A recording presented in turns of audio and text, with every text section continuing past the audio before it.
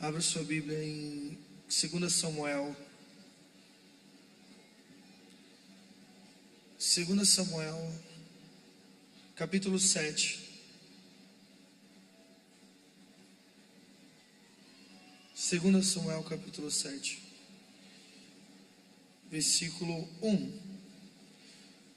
Deixa aberto aí na sua mão, no seu aplicativo. E antes de nós entrarmos nas Escrituras, e nós vamos passear hoje pelas Escrituras, mas eu quero fazer uma breve introdução. Na verdade, chamar um pouco da sua atenção para esse momento. Nós estamos vivendo dias onde o Senhor tem chacoalhado a sua igreja. O Senhor tem nos despertado para entender que nós não estamos apenas vivendo dias comuns como gerações passadas, mas cada vez mais tem sido notório as evidências e os sinais que Jesus está perto de voltar. Quantos creem e sentem, têm essa expectativa? Nunca na história aconteceu coisas que estão acontecendo na nossa geração. Hoje, à medida que a idolatria tem crescido no mundo, à medida que a própria igreja, em muitas igrejas, quando eu falo igreja aqui, eu estou falando o corpo de Cristo, a igreja na terra.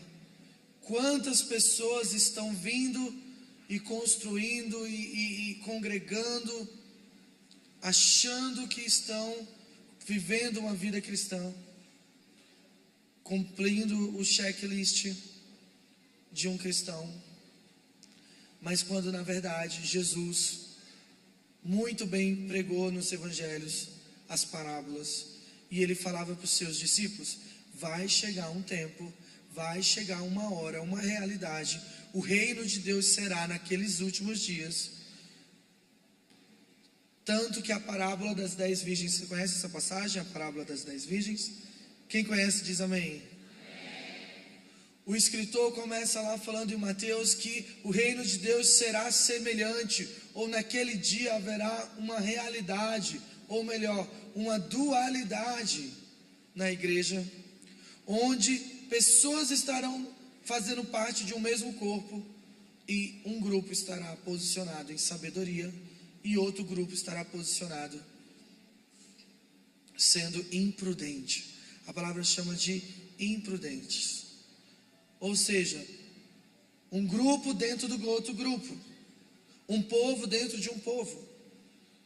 Porque na verdade, ser igreja, a gente já sabe como é que é ser igreja. A gente sabe o que é ser um cristão de status.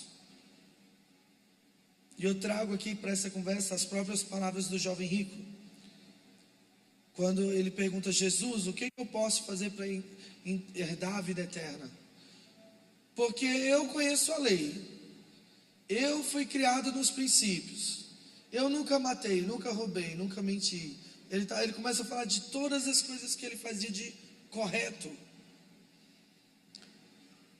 Mas Jesus, em sua sabedoria, Ele não está apenas nos provando, Ele não está apenas vendo aquilo que as nossas mãos estão fazendo, mas Ele também está principalmente interessado naquilo que o nosso coração está buscando. Porque não é somente fazer por fazer, porque quantos de nós estamos há anos dentro da igreja? Vou fazer 31 anos, agora dia 28 de fevereiro, se você quiser mandar um presente lá para Floripa, eu vou receber. Mas eu nasci num lar cristão, como acho que a maioria de vocês, talvez. Meus pais são pastores. E por muito tempo eu tive aquela crise de perguntar: qual foi o dia que eu me converti? Porque eu cresci dentro da igreja. Eu acho que as primeiras palavras que eu falei devem ter sido aleluia, amém, Senhor. Cresci nesse lugar, insistindo, querendo tocar, pastor. Não sei se foi aqui assim com vocês, mas eu queria muito cantar e tocar, sabia assim? Aí eu comecei com 12 anos e o pessoal me chamava de Pato Rouco. Eu tô rouco, gente, tá? Um pouquinho hoje. Mas é porque a gente tá vindo de uma maratona aí, em várias cidades nesse feriado. Mas o pessoal não deixava eu tocar no Ministério de Louvor porque eu era rouco, desafinado. E aí eu insisti tanto, eu acho que eu insisti assim uns 2 anos, que felizmente um dia, vai Caio, pode tocar. Botaram o microfone e o violão. Irmãos, eu vivi 6 meses mais feliz da minha vida. Com 6 meses depois eu descobri que o microfone e o violão eram mutado. 6 meses que eu cantava a pleno pulmões, assim, ó. E o pessoal ria de mim, oh, coitado. Mas é isso. Nós crescemos em uma cultura de ser cristão, uma cultura evangélica. E eu não estou aqui para falar que isso é ruim, pelo contrário. Mas o que Deus está falando é que ainda assim, por mais que eu me pareça, por mais que eu tenha um cotidiano, uma rotina que comunica para o mundo que eu sou um cristão, ainda assim pode ter algo que vai ser um divisor na minha vida. Porque o Senhor, Ele sonda os corações, amém? E da mesma forma como Ele construiu o caráter de Pedro, quando Ele estava ali sondando o amor com o qual Pedro amava o Senhor, a palavra fala que nos últimos dias, Ele também separaria o trigo do joio. E isso não é apenas... pense um pouco, o que eu estou querendo trazer aqui com vocês? Isso não é apenas um questionamento ideológico hoje que eu estou trazendo. Mas eu quero realmente que você se pergunte: será que eu posso estar correndo risco de achar que eu tenho vivido uma vida cristã correta, mas onde o Deus dessa vida não me conhece, ou eu não conheço? Porque eu estou falando de conhecimento de Deus. Repete comigo: conhecimento de Deus. O conhecimento de Deus que a palavra fala e que Jesus fala, não é o conhecimento de Deus porque Deus... irmãos, quantos creem que Deus é soberano? Os olhos do Senhor passam sobre a terra. Ele contempla tudo. Ele é maior do que o universo. Ele sempre existiu. A palavra fala que se eu subir no mais alto monte, ou se eu descer no mais profundo abismo, lá os olhos do Senhor estão, amém? As palavras nem chegam à minha boca, o Senhor já conhece todas elas. Não há como eu fugir do Espírito. Então, Deus é soberano, Deus sonda o seu coração. E é por causa justamente desse sondar do coração que o Senhor está alertando a sua igreja nos últimos dias. Porque nós podemos ter a fama de que conhecemos, nós podemos ter a aparência de que conhece, mas se o nosso coração não tem relacionamento com Deus, com Cristo, isso é a garantia do sucesso da sua vida, da sua jornada. Porque eu posso sim, a Bíblia fala que eu posso ganhar o mundo e perder a minha alma. A palavra sim fala que vai chegar um dia onde o amor de muitos se esfriarão. Essa palavra não é para o mundo, é para a igreja. Quem é que é a igreja do Senhor? Você é a habitação de Deus, mas eu também, ainda assim eu corro risco. Você está entendendo onde eu estou querendo chegar? Conhecimento de Deus não é você ter anos vividos apenas fazendo aquilo que você sabe que tem que fazer. Mas eu estou falando de uma jornada de relacionamento, de provar e ver. Eu sei quem é o bom pastor. Eu sei aquele que governa a minha alma. Quando eu estou lá no meu carro andando, quando eu estou no trabalho, quando eu estou lavando louça, que eu fecho os meus olhos, eu ouço uma voz. A palavra dele começa a queimar no meu coração. Quantos aqui já ouviram o Senhor lavando louça? Eu sou na louça, às vezes eu escuto na louça, no banheiro, mas o lugar que o Senhor mais fala comigo, irmãos, é andando de moto. Nós estamos falando de uma geração que caminha com Deus, de uma geração que voluntariamente irá amar o Senhor e buscar o Senhor, e o primeiro mandamento vai ser uma realidade global da igreja.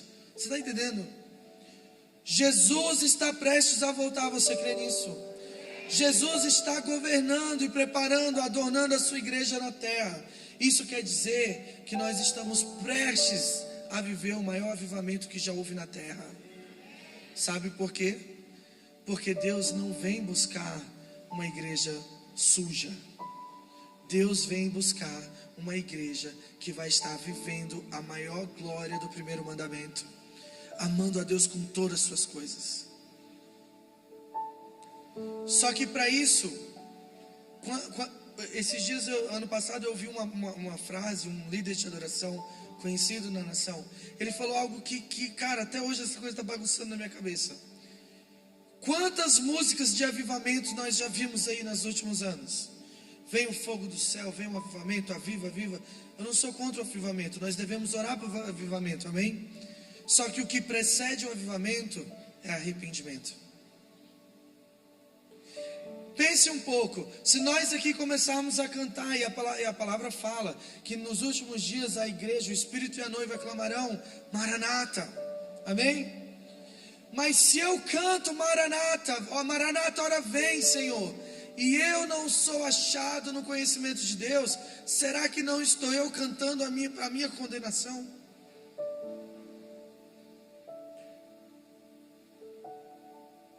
A demora de Jesus voltar tem um propósito, é misericórdia, para que você encontre tempo para correr para os pés dele. Lembra da parábola da viúva persistente? Você talvez está numa maratona de anos orando ao Senhor. Senhor, me fala o meu chamado. Senhor, resolve essa situação. Senhor, me cura. E a palavra fala, se um justo juiz, que aquela mulher insistiu tanto, ele respondeu, quanto mais o Senhor fará. Está escrito lá em Lucas 18. Que Deus tem pressa em te responder. Só que também está escrito, porventura, quando o Filho do Homem voltar à terra, será que ele encontrará fé na terra? Espera aí, o que significa isso?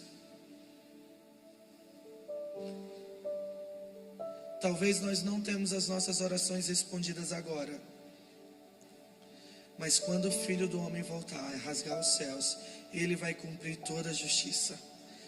Você crê nisso? Ele vai governar as nações. Ele vai fazer que tudo aquilo que foi destruído, ele vai fazer nova todas as coisas. Não vai haver mais pranto, não vai haver mais dor. Você vai receber um novo nome. Quem vai receber um novo nome? Você vai receber um corpo glorificado, e nós estaremos eternamente com ele, amém? Essa é a nossa esperança. Essa é a esperança da fé cristã. É o dia em que Jesus vai voltar para a terra, e eu e você reinaremos com ele para sempre. Só que Jesus, ele fala na parábola, eu quero responder, e eu vou responder. O meu pai que está no céu marcou a hora para isso. Eu não sei a hora que eu vou voltar. É como se Jesus estivesse falando, filhos, filhas, você está aqui comigo? Você está aqui comigo? Amém? É como se Jesus falasse assim, eu não sei a hora, só o meu pai que está no céu sabe a hora que eu vou voltar.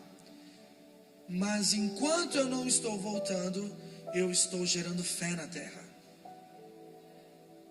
E essa fé se chama também conhecimento de Deus. Essa fé também se chama perseverar. Sabe o que essa fé chama hoje? Zelo. Zelo pela presença. Você pode viver uma vida inteira, Deus sendo Deus Altíssimo do trono, você sendo servo, e glória a Deus por isso, amém, glória a Deus. Mas a minha Bíblia, a sua Bíblia diz que Ele não te chama só de servo, mas Ele te chama de filho, de amigo. O Senhor está levantando na terra uma igreja que não somente é Deus o transcendente lá, não. Jesus, Ele é poderoso, Ele é inacessível, mas em Cristo Jesus Paulo fala, entrem com confiança. Quando você está na casa do seu pai, você pede licença para beber água na geladeira? Você pede, irmão? Eu não estou falando para você ser mal educado com Deus, pelo contrário, Deus é Deus e Ele não divide sua glória. Mas se você conhece o Pai que você tem, se você sabe qual é a sua identidade como filho, você sabe que você tem livre acesso ao coração dEle. Você sabe que você pode entrar na porta, fecha o teu quarto, sabe, vive Mateus 6, começa a dialogar com o Senhor no lugar da oração. Eu estou falando de uma geração que conhece a Deus. Uma geração que não faz só um monólogo, mas tem um diálogo. Senhor, o que você quer fazer em Campos? Espera. Ele não te respondeu hoje. Volta amanhã. Senhor, o que você quer fazer em Campos? Ele não te respondeu. Mas eu estou aqui para te trazer um sentido nisso. Cada não resposta do Senhor, a tua fé está sendo fortalecida. Porque Deus está amadurecendo o teu amor. Eu não estou ouvindo, mas eu estou crendo. Então eu vou perseverar.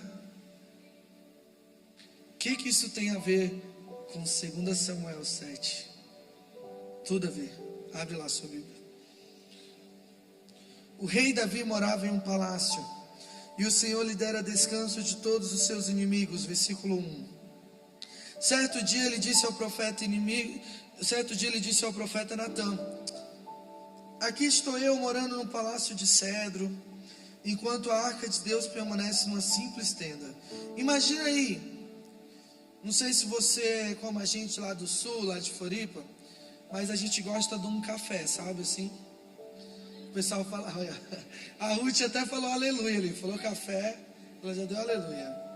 A gente gosta de um café, pastor, assim. Aí a minha mente vai longe, eu fico imaginando Davi de tardezinha, o profeta Natã está do lado ali, ele está no palácio. A palavra fala que Deus já havia dado descanso dos inimigos de Davi. Era aquele momento que Davi estava assim, ó, o inimigo. Aquela piada de pastor, né? Eu sou pastor ainda não, gente, mas eu vou ser um dia. Olha os meninos ali. Eu fico imaginando Davi sentado na varanda, talvez lembrando os filmes e as histórias que ele viveu.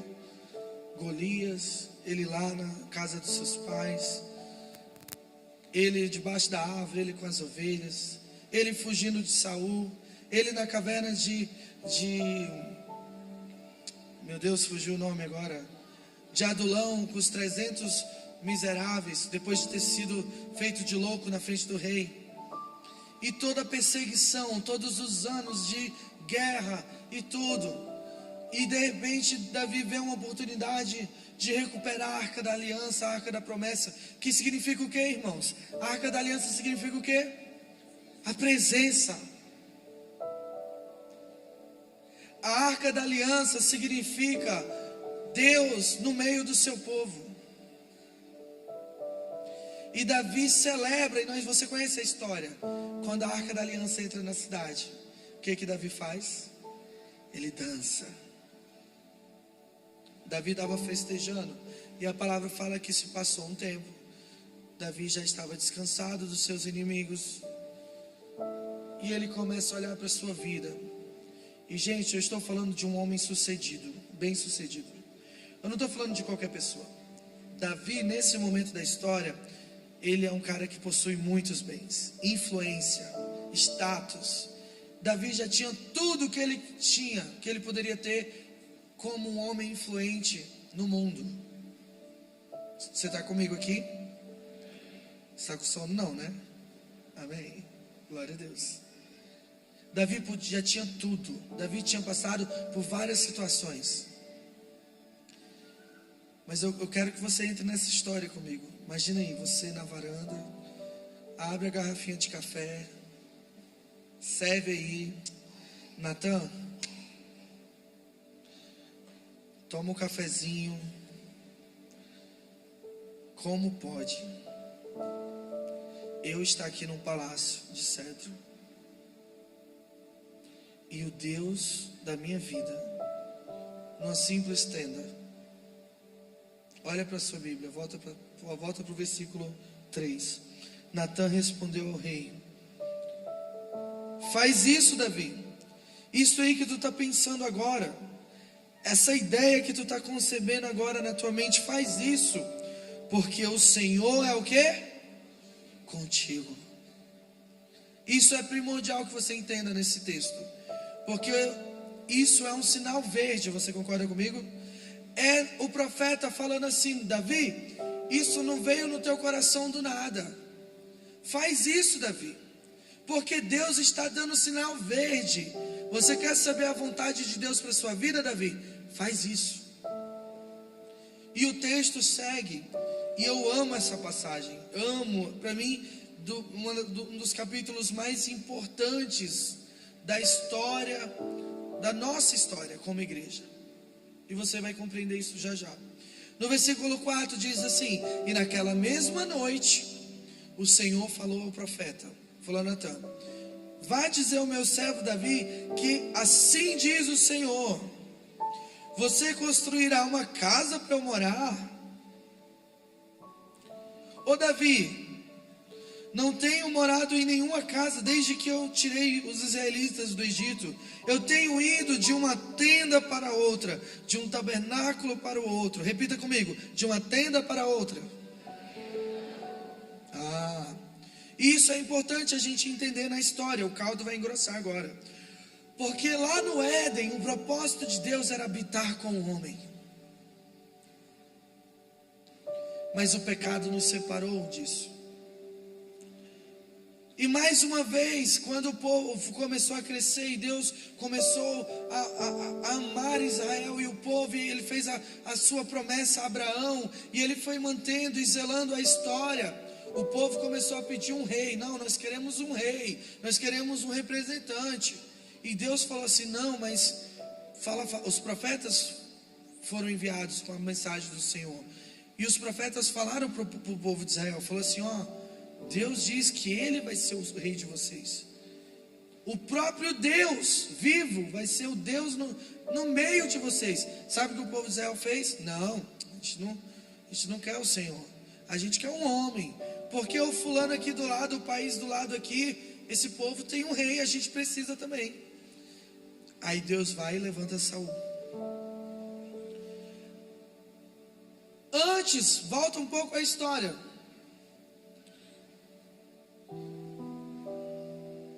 O povo no deserto. Deus libertou o povo da opressão do Egito. Não foi só para deixar eles 40 anos perdidos no deserto. Deus fez isso com aquele povo porque Deus queria habitar no meio deles. Deus buscava relacionamento. E aí Ele pega e fala assim: Moisés, faz um tabernáculo, faz uma tenda.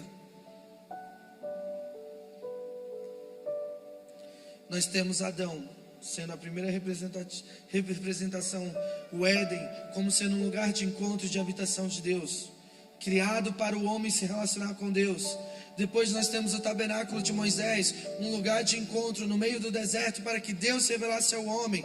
Nós temos o Monte Sinai, que em Êxodo 19, 20 e 21 fala que o monte estremeceu, porque o próprio Deus, a glória de Deus desceu ali, porque Deus queria romper a eternidade e se relacionar com o homem, mas o homem não quis.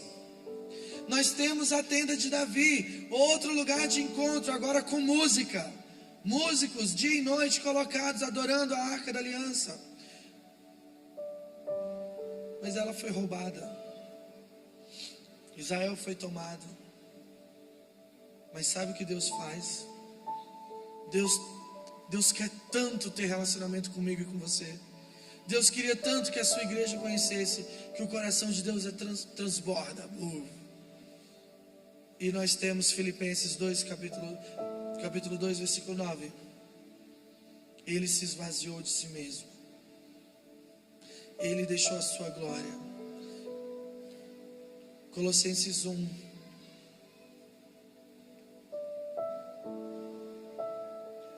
É como se Deus falasse assim: eu quero tanto habitar no meio de vós, eu vou me diminuir, eu vou esvaziar da minha glória. Um menino nos nasceu, Isaías. Um menino nos foi dado, e o governo estava sobre os seus ombros. Ele era o Verbo, e o Verbo era Deus, e o Verbo estava com Deus. Quantos creem que Jesus foi dado a você? Agora você tem Cristo habitando dentro de você? Quantos tem Cristo aqui dentro de você?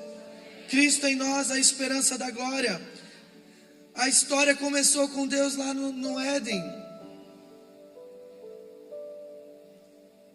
Mas não foi nós que escolhemos a Deus, mas Ele nos escolheu. Não foi você que amou primeiro a Deus, mas a palavra fala em João que Ele nos amou primeiro.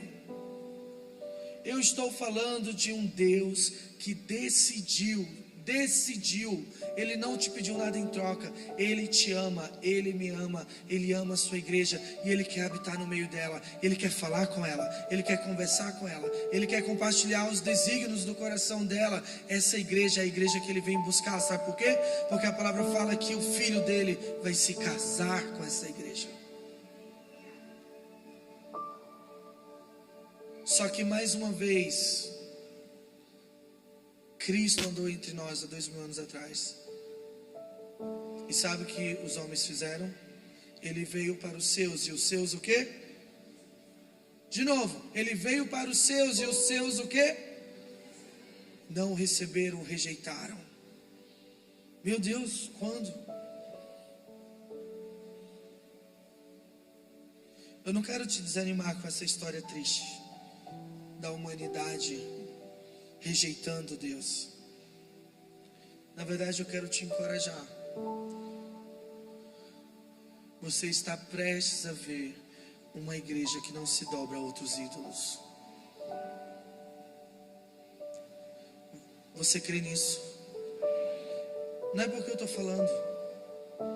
A palavra fala que nos últimos dias o conhecimento de Deus encherá a terra, como as águas cobrem o mar.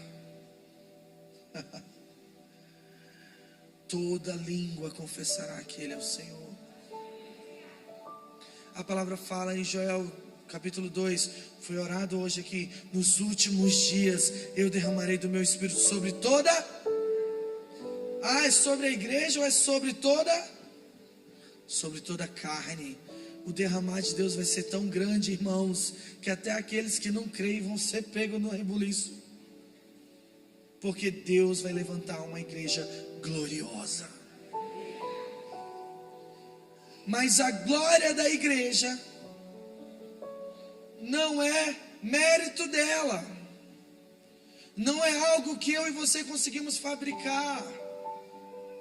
É algo que é dado em nós e gerado em nós por meio do Espírito. Isso se chama zelo.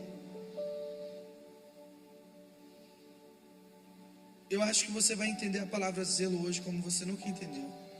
Zelo por algo não é somente você cuidar daquilo, guardar. Sabe quando você gosta muito de uma coisa que você não gosta que ninguém pegue, e você fica ali protegendo? A gente tem essa concepção de zelo, de estar guardando, protegendo. Só que zelo, segundo a Bíblia, é ainda mais profundo do que isso. Porque aquele que zela algo, ele tem na sua mente que ele acha que consegue guardar aquilo.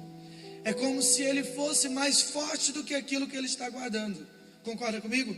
Se eu estou zelando, eu estou protegendo. Então, se eu estou protegendo, é porque eu acho que eu consigo proteger. Mas Davi, ele vai contra a correnteza. E é isso que Deus está agora construindo no coração de Davi. Volta para o texto. É como se Deus falasse assim: Natan, vai lá para Davi e fala essas palavras que eu estou falando para ele, porque eu vou me revelar a Davi de alguma forma. Eu tenho um plano e um propósito para Davi, mas ele precisa entender isso primeiro. Ô Davi,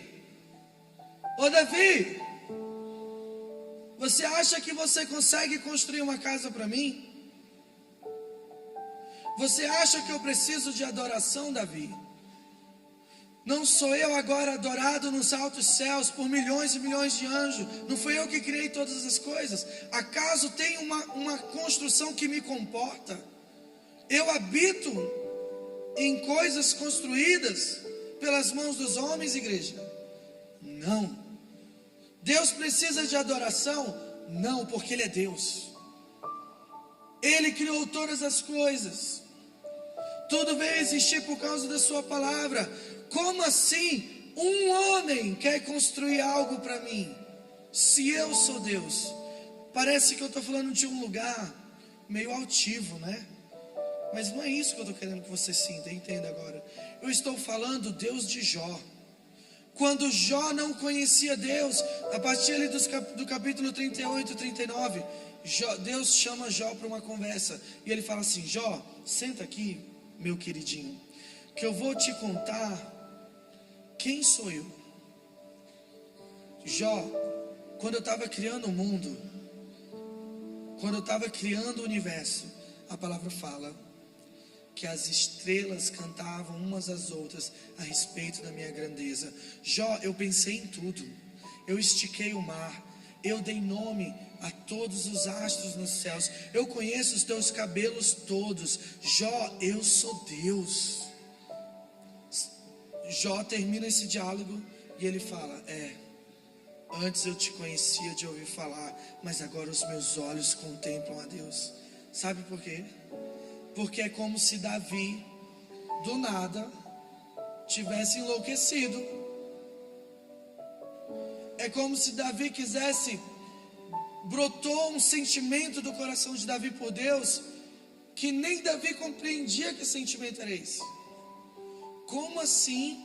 Fica aqui comigo que isso é crucial para que você entenda hoje. Como assim eu posso cuidar de Deus? Deus não precisa de cuidado, Ele é Deus.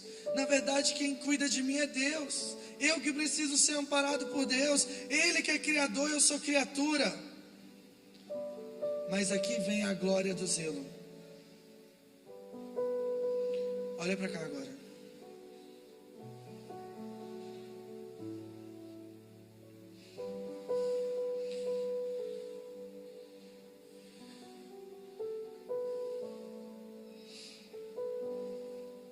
Versículo 8. Agora, pois, diz ao meu servo Davi: assim diz o Senhor dos exércitos: Davi, eu tirei você das pastagens onde você cuidava dos rebanhos, para ser o soberano de Israel, o meu povo. Eu sempre estive com você por onde você andou, e eliminei todos os seus inimigos. Davi, agora eu farei tão famoso quanto os homens mais importantes da terra. Davi, eu providenciarei um lugar para Israel, o meu povo, e eu os plantarei lá para que tenham o seu próprio lar e não mais sejam incomodados. Davi, povos ímpios não mais os oprimirão, como fizeram no início e têm feito desde a época em que nomeei juízes sobre Israel, o meu povo. Também subjugarei todos os seus inimigos. Saiba também, Davi, que eu, o Senhor, lhe estabelecerei uma dinastia. Gente, não sei se você já leu esse texto antes, mas quando eu estava lendo isso aqui, meditando há alguns anos, eu sempre volto para essa passagem. É uma mensagem que queima no meu coração, e eu senti do Senhor de compartilhar hoje nesse lugar. Sabe por quê? Porque essa mensagem me destrói.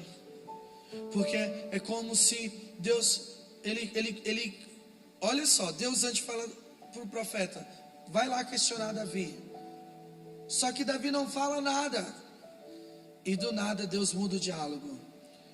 É como se Deus falasse assim: eu entendi, Davi.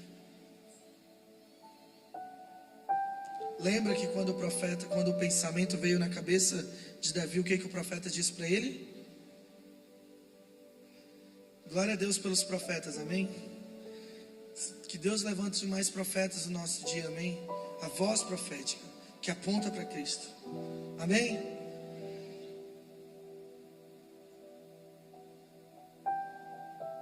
Zelo nasce no coração de Davi,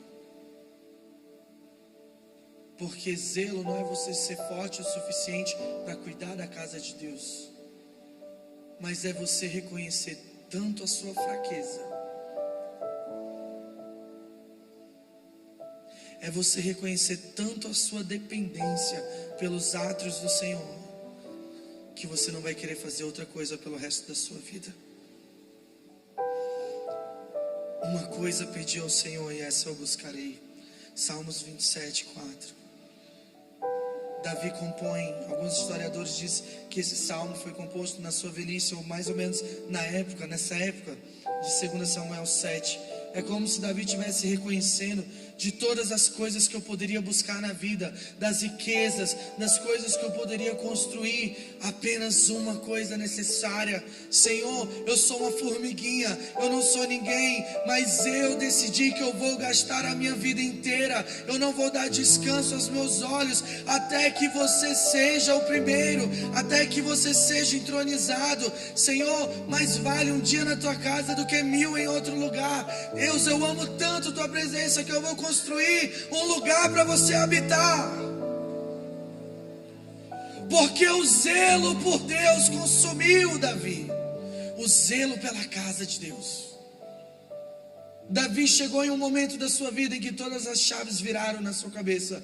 Não existe outra coisa mais importante do que viver para o Senhor.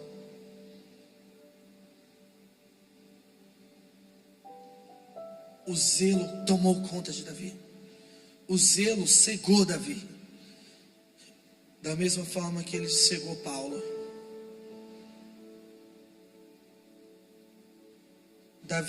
Paulo precisou ficar cego para poder enxergar. Você está entendendo o que eu estou falando? Paulo precisou ficar cego para poder enxergar que Cristo é a glória do mundo. A igreja dos últimos dias é uma igreja que vai se levantar no conhecimento de Deus, com zelo no coração. O zelo vai ser consumido. Eu não estou falando de você ser o primeiro a chegar aqui, eu estou falando que você não vai ter outra alternativa. As coisas ao seu redor vão perder o valor. Você vai pensar assim: eu quero ser rico, eu quero ser milionário. E glória a Deus pelas pessoas que têm riquezas. E a palavra fala que isso tem um propósito, para abençoar e edificar a igreja. Mas está chegando a hora que os títulos não vão mais valer nada. Está chegando uma hora que dinheiro e ouro, prata não vão mais sustentar a fé de ninguém, mas aqueles que conhecem a Cristo. Isso será o maior tesouro dentro de você. Aqueles que viraram a chave, entenderam: ei, apenas uma coisa é necessária, como Maria entendeu. Eu não estou falando para você abandonar as suas coisas, mas como ministro do Evangelho eu preciso falar isso para você. Está com data marcada, eu não sei essa data, mas está chegando a hora em que o ministério dos homens vão cair na terra e o ministério de Cristo vai se levantar. Porque a história do homem não é sobre o homem, mas é sobre o Filho do homem, é sobre o Cordeiro de Deus exaltado, governando de Sião. E eu e você somos convidados a estar na mesa dele, não é na minha mesa. Não vai chegar o dia em que Jesus vai voltar e eu venho aqui: Jesus, senta na minha mesa, a minha história. Olha, eu vivi as promessas do Senhor. Não, mas a palavra fala que é eu e você a caminho de Sião, caminhando de força em força, porque Ele vai se assentar no trono.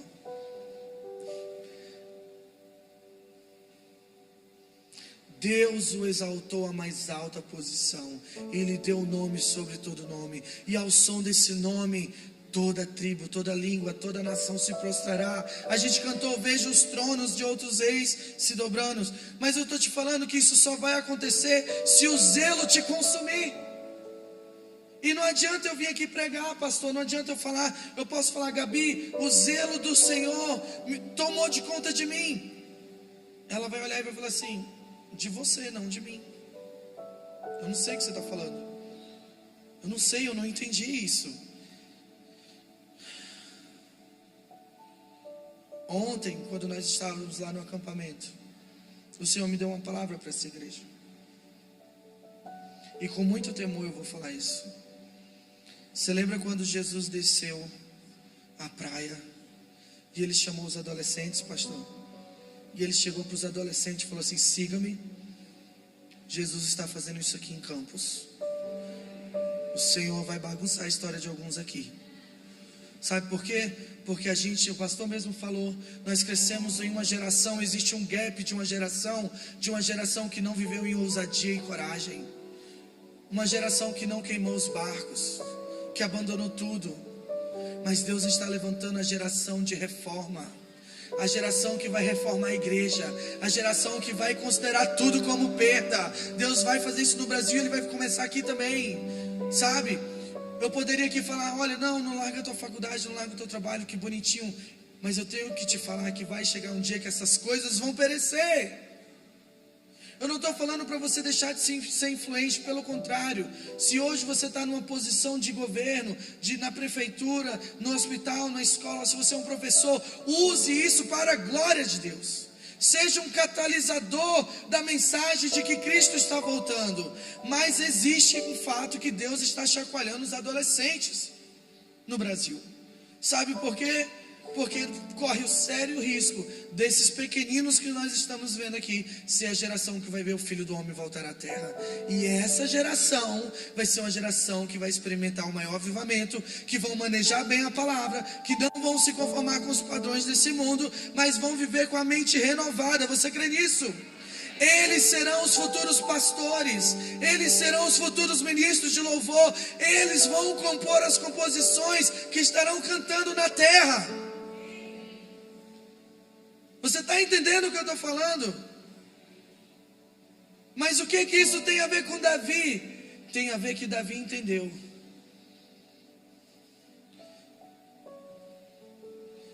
E corre um sério risco agora, daqueles que entendem isso. Quem está entendendo essa mensagem? Levanta a mão. Se você está entendendo, você chegou agora num lugar de muito risco. E eu vou te provar porque. Vamos voltar para a Bíblia? Já estou encerrando. O time de louvor pode vir.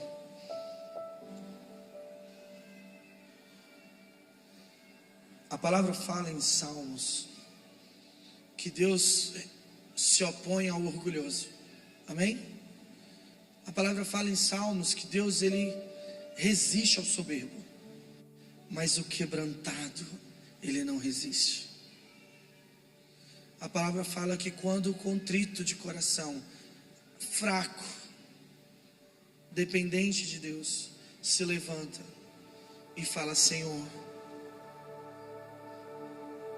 eu não consigo sozinho. Senhor, eu não consigo viver esse evangelho sozinho. Eu estou há anos lutando contra o pecado, eu estou há anos lutando contra tantas coisas. A palavra fala que quando um coração quebrantado clama, Ele se levanta do seu trono. Ele se inclina e Ele olha para a terra. E Ele não resiste ao quebrantado. Sabe o que Deus fez com Davi? O zelo de Davi foi o quebrantamento de Davi. Um ser tão pequeno. Davi foi considerado o homem segundo o coração de Deus. Não era porque ele era o que acertava mais, é porque ele, no seu erro, ele era o que mais corria para Deus. A nossa geração, quando peca, foge, se esconde. Davi, quando peca, ele corre para a face de Deus. E ele fala: crie em mim um coração puro, crie em mim um espírito reto. Está chegando a hora da igreja virar a chave. Nós não somos daqueles que retrocedem, nós somos daqueles que avançam para o alvo. E o alvo é Cristo.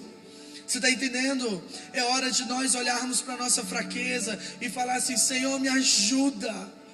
Eu quero ter zelo pela tua casa, eu quero amar a tua igreja, eu quero servir sem esperar nada em troca, porque eu amo a tua presença. A tua presença vale mais do que o ouro e a prata, do que as riquezas, do que as promessas desse mundo. Isso é zelo. A ponto, Deus, que eu estou disposto a sacrificar o que eu tenho para estar na tua casa e contemplar a tua face. A palavra fala em Salmo 132 que o zelo pela casa do Senhor tomou Davi. Cuidado. Eu realmente creio que alguns hoje vão ser tomados pelo zelo do Senhor. algo que você não fabrica. Não estou falando que você vai, não é uma decisão. Se você receber isso do Senhor, o Espírito vai fazer gerar em você uma fome, uma sede, um desejo. Uma coisa eu peço ao Senhor, e essa eu buscarei. Eu vou viver o resto dos meus dias na terra para glorificar o nome de Cristo. Eu e a minha casa serviremos ao Senhor. Eu vou viver para Ele, somente para Ele. Eu vou fazer o nome dEle conhecido. A minha vida será uma oferta ao Senhor para que Cristo seja glorificado. Está chegando a hora de novo. Só que tenha cuidado em fazer isso, porque aqueles que tocam o coração de Deus com zelo, Deus não resiste. Olha aqui para mim, Deus não resiste. Isso não é que Deus é fraco, pelo contrário, é que Deus ele é tão cheio de amor, de misericórdia, que aqueles que tocam Ele com fraqueza, com dependência, Senhor, eu não sou ninguém, eu sou só o Davi, mas eu vou viver o resto dos meus dias para fazer você glorificado. Quando você toca o coração de Deus, sabe o que Deus faz? Volta para a sua Bíblia, fique de pé. Eu quero que você leia isso em pé comigo. E à medida que você for entendendo o que o Espírito vai te falar aí, eu quero que você responda: Senhor, faz isso comigo. Sabe por quê? Porque Davi era incapaz de cuidar de Deus. Deus não pediu para Davi construir casa para ele. Mas aqueles que tocam o coração de Deus com o coração quebrantado, o Senhor transborda. E o Senhor vai transbordar o coração dele sobre você hoje. Versículo 12, Deus faz uma promessa a Davi. Davi, quando a sua vida chegar ao fim e você descansar com seus antepassados, escolherei um dos seus filhos para sucedê-lo, um fruto do seu próprio corpo, e eu estabelecerei o reino dele. Será ele quem construirá um templo em honra ao meu nome, e eu firmarei o trono dele para sempre. Aqui Deus está falando de Salomão, mas olha o que o texto continua dizendo: eu serei o seu pai e ele será o meu filho. Quando ele cometer algum erro, eu o punirei com o castigo dos homens, com açoites aplicados por homens. Mas eu nunca retirarei dele o meu amor, como eu retirei de Saul, a quem tirei do seu caminho. Quanto a você, Davi, Davi, a sua dinastia e o seu reino permanecerão para sempre diante de mim. O seu trono será estabelecido para sempre. Sabe o que isso significa? Você conhece essa música? Quem é o descendente de Davi? Quem? Sobre qual trono Jesus se assentará? O trono de Davi? Quem é o broto de Jessé?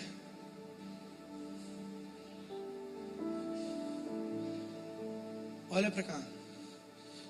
Nesse dia, o coração de Deus com a sua fraqueza, com a sua incapacidade de cuidar dele. Mas nesse dia Deus toca Davi, toca a terra e fala: Davi, o meu filho vai se assentar no teu trono. Quantos aqui querem viver as promessas de Deus? Deus deu a Davi a maior promessa do mundo: para sempre o meu filho se assentará sobre o teu trono. A igreja, todos vão chamar ele, sabe de quê, Davi? Filho de Davi. Que honra maior ter o seu nome atribuído ao próprio Deus. Que honra maior naquele tempo, e se você entender a cultura, você vai entender. Que honra maior saber que o meu descendente é o Messias prometido. Só que a glória não é só isso, não é só reputação. Davi queria construir uma casa para Deus. E Deus provê para Davi a habitação eterna. Davi, eu vou te dar Cristo. Quantos aqui receberam Jesus? Você foi alcançado por essa promessa. Porque um rei se assentará no trono. Para sempre o trono de Davi. Reinos se levantarão, soberanias se levantarão, mas o reino dele não vai ser abalado. Isso quer dizer que quando você cuida dos interesses de Deus, Deus transborda e Ele cuida dos teus interesses. Deus realiza as tuas promessas, Ele cuida e te dá aquilo que você precisa, mas Ele te dá mais. Porque o problema da nossa geração é que nós viemos para o culto para receber. Só que Davi entendeu, não, eu não vou lá para receber, eu vou entregar a minha vida. E Deus decida o que Ele quer me dar, porque de tudo que Ele pode me dar, eu desejo Ele. Você está entendendo? Isso é zelo, isso é amor, é amar a Deus acima de todas as coisas. Arrisque hoje cuidar dos interesses de Deus. Deixe um pouco o plano que você fez para a sua vida e considera por um momento, Deus, qual é o teu plano? Qual é o teu plano para essa igreja? Qual é o teu plano para essa cidade? E eu te garanto que você vai ser encontrado perseverando. À medida que Deus realiza os teus sonhos e os desejos do teu coração. Porque Ele é bom.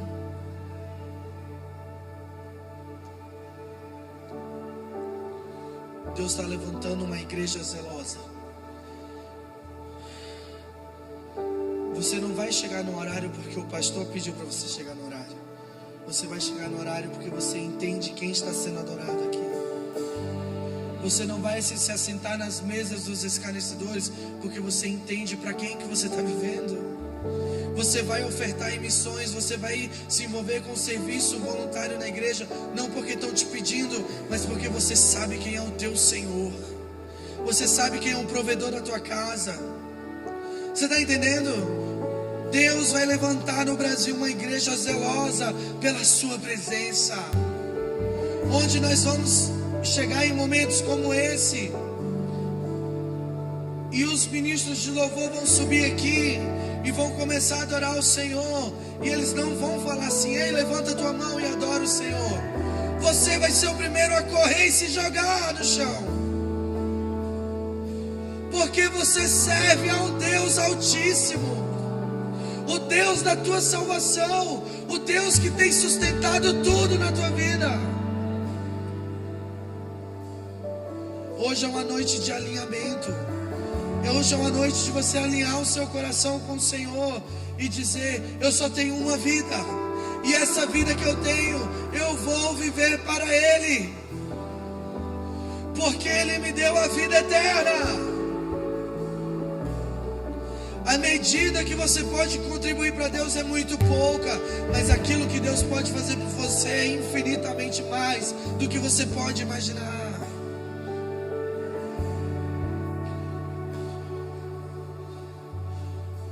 Quantas pessoas hoje no Brasil, uma geração está ofendida com a igreja, porque foram usados, servindo muito tempo, fazendo muita coisa, sem entender para quem que estava fazendo para homens. Mas está chegando a hora, e eu espero que seja hoje, agora, em que você receberá a porção de Deus, o combustível do Espírito. Aquilo que as virgens prudentes têm, elas têm óleo fresco, elas têm unção, elas conhecem o Deus, elas andam com as suas lamparinas acesas, elas andam em entendimento, iluminadas no Evangelho, nas palavras, elas andam meditando na lei do Senhor dia e noite, elas vivem esse século de outra forma, e isso vai acontecer.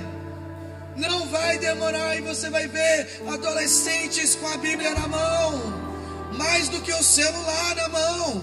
Isso vai acontecer, porque Deus vai levantar uma igreja que ama Ele acima de tudo, uma igreja desprendida.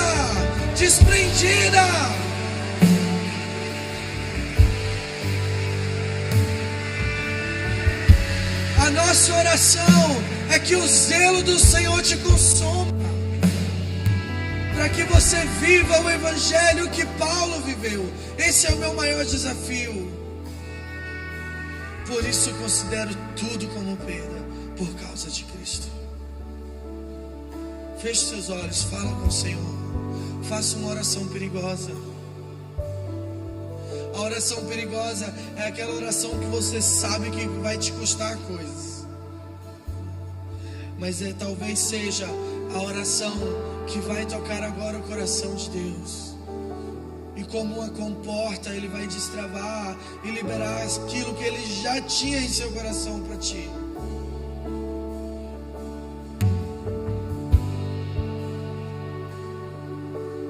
Fala com teu Deus.